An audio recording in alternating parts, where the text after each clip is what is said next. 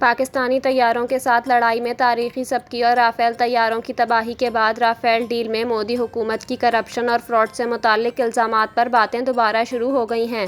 भारत की opposition party Congress ने कहा कि हम राफेल तैयारों पर बहुत ज़्यादा इन्हिसार कर रहे थे, जबकि राहुल गांधी ने पहले ही राफेल डील पर बात की थी कि राफेल डील में करप्शन की गई है और अरबों डॉलर का फ्रॉड किया गया है। कांग्रेस के मुताबिक राफेल डील के वक्त बीजेपी हुकूमत के वजीर दिफा मनोहर पारेकर भी इस डील का हिस्सा नहीं बने थे और इन्हें इस्तीफा देना पड़ा था। भारत का एयर डिफेंस सिस्टम S-400 जो रूस से $1.5 अरब में लिया गया था, इसे भी आज सुबह 10 मई को पाकिस्तान ने तबाह किया, जिसके बाद इंडिया में नई बहस का आगाज़ हो गया है।